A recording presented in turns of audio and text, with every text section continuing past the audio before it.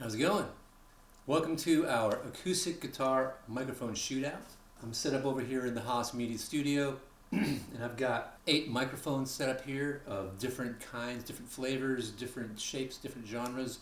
This is one of the processes that we like to do in the studio. Whenever we get a chance to, we like to get all the microphones out and put them up and just see which one sounds the best for what we want to do.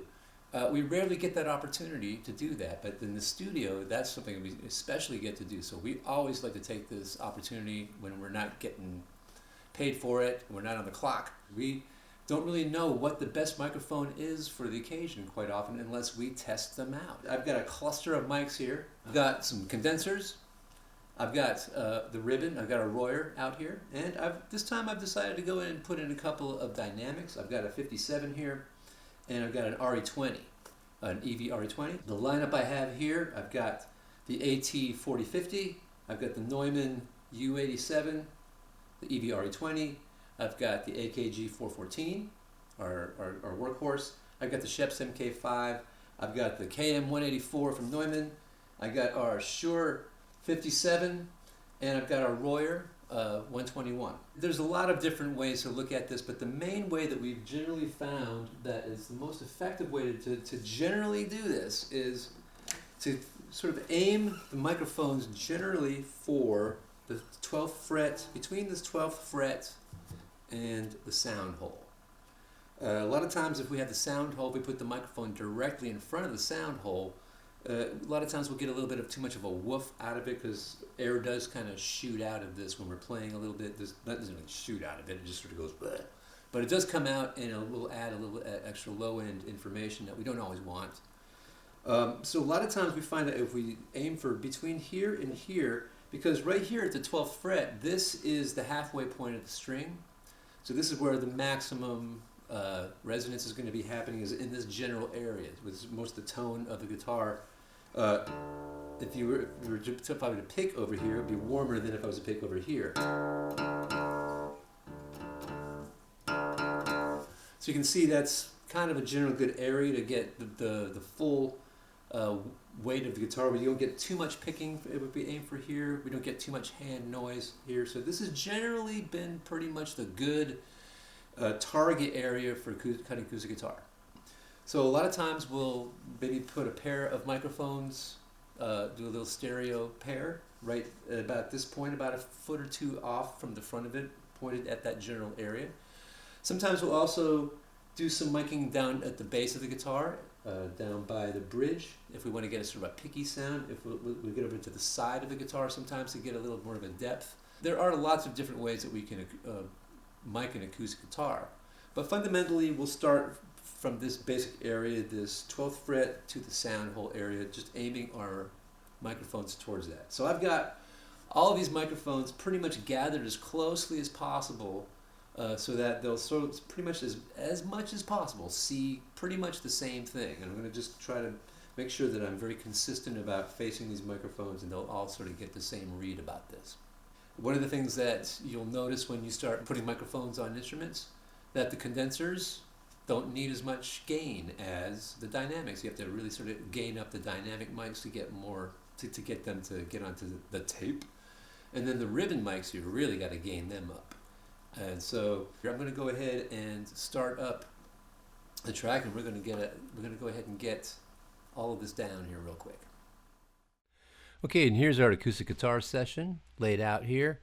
I played some loud stuff, and then I played some rather fumbly finger picking stuff, which I'll play a little bit for you later, just to give you two different looks at these microphones, so we can hear two different dynamics, the sort of the full-on strumming picked kind of stuff, and then the finger picked guitar types thing. So yeah, we've got 8 microphones to look at, and they're all, again, as you saw before, they're all looking pretty much the same place, although they can't possibly see the exact same thing. So it would be wonderful if we could just sort of have like a lazy Susan of those mics that just sort of came out so they're all in the same exact position. I've got these guys lined up. I'm in XOR for my solos again, and I'm going to be perfectly honest with you guys. This is not a very good guitar. This guitar is kind of a vanilla guitar. I bought it because it actually has a really good pickup in it, and it sounds really good in the PA system. Unfortunately, the side result of that is that the guitar itself doesn't have a lot of really great characteristics. It's kind of a flat across the board sound. When I play this guitar with other people in a room, it gets its butt kicked every time. The challenge here is we have 8 microphones on this, and so let's be honest with ourselves and see which one of them really kind of makes the best sound with this particular guitar. Now, that doesn't mean that's going to be the best microphone for every guitar, but it'll be the right one for this one. And the things that we're listening for, we're listening to the transients. We're trying to see how the microphone captures the transient. Do we get a really good high-end attack on things, or is it muffled sounding? And then let's listen for frequency response, high to low. Do we get a lot of good low, a lot of good high, and mid-range? Is it flat? Are we getting everything that we want? And is there a mid-range characteristic? A lot of these microphones have certain mid-range characteristics that they sort of add or subtract certain frequencies from the sound. So here we are. There may be a little bit of difference in levels. I'll try to address that as best I can. I'm just going to listen to nothing but the picking, the hard picking stuff. And I'll announce the microphone as I go through. Keep your eye on the column over there on the left. Keep an eye on which microphone we're on. Okay, let's start with the Sheps. 184, 414, 4050, Roy 121, SM57, RE20, U87. Let's start from the top again. Sheps, 184, 414, 4050, weird mid-range. This is the ribbon, not much high-end, nice body. SM7. Not much body, but pretty not bad. RE20, weird mid-range thing. U87. The U87 is kind of picking up what the guitar kind of actually sounds like. So it sounds a little trashy, so I actually would probably prefer one of these microphones that seems to like it more. And to my ear, it's the Sheps, it's the 184, and the 414 that seem to like it the most.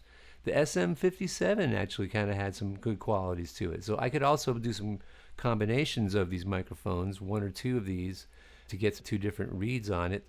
So I recommend downloading this session and trying some different combinations of 1 or 2 microphones, just to see if you get a good combination that you like. Okay, let's hear some of the finger picking over here. I tried the second time. I think the first time that was pretty harsh. These are obviously going to be a lot quieter. In fact, let me go ahead and just turn all these up a little bit. Rather than reaching back and going over for my fader and trying to jack up these guys, I'm going to use clip gain more often than not to do any kind of major volume type stuff I've got to do. So that's what I'm doing here. All right, so let's hear the picking, and I'm going to do the same kind of deal where I just basically hear them fairly quick succession, make some judgment calls, and really sort of hear them compared to each other rather quickly. And what we're listening for here, again, transients, frequency response, overall quality. Do we like it? Do we not like it? But really just trying to sort of see if we're getting what we want from the microphone, from this instrument. Quantify that in our minds a little bit. What works, what doesn't work. Sheps first. 184. 414. 4050. 121,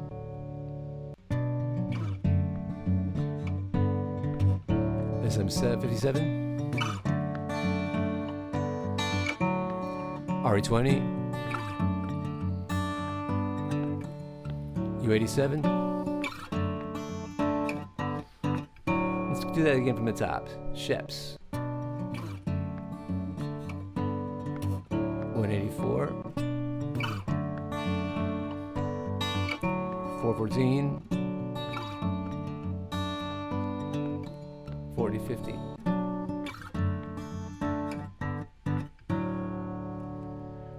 Royer on the bass there. SM57. RE20. U87.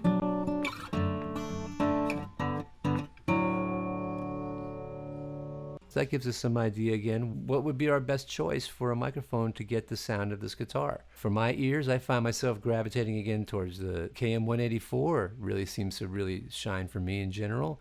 I kind of like the SM57. That seems to be getting a really good at kind of a bit of the attack of it. The 87 sounds too much like the guitar. It really kind of gets the squonkiness of it. The Royer is just too bassy, although I could see adding that. Well, let's just hear what that sounds like along with the SM57, for instance.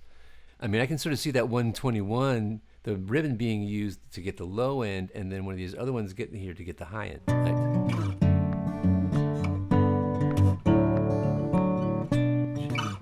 Just that SM57. There's the 121. I'm kind of tempted to hear the Royer along with one of these other ones, like the Sheps or the 184 real quick. Let's see what that sounds like. Let's get rid of the 57 and hear this. Take the 121 out, put it back in. Instant bass. I can totally see using the Royer 121 as a second mic to capture low-end material on the acoustic guitar, and then using one of these Sheps or the 184 or even the 414 again, or even the SM57 to get the high-end stuff. The other microphones for me, they had their moments. Why don't you go ahead and download this session and sort of see what you think? What does your ear tell you of what you would like to hear from these microphones? Any combination, try one or two, try even three. Always remember, the more microphones that we start adding to the picture, all of a sudden we have phase issues and we have to start thinking about, because all of them are a little bit of a different distance, the source. So there's going to be a little bit of phase, not much, but just a little bit. This gives you some idea of how we can approach getting the right microphone for doing acoustic guitar. Now we can take these microphones, if we want to, and place them in different places. As long as we had one microphone capturing that special spot that we were talking about in the earlier video between the sound hole and the second fret, placing some other microphones around the guitar can also give you a stereo look at the guitar that you might want to have. So it sort of occupies a stereo space, though not necessarily left to right. But you could also do an XY with the strings like this, so you could actually get left to right, bass to high strings, doing it on the guitar like that. It's your choice. We'll talk about that maybe later with stereo pairs. Hopefully this gives you some ideas of how you can approach the right microphone for acoustic guitar.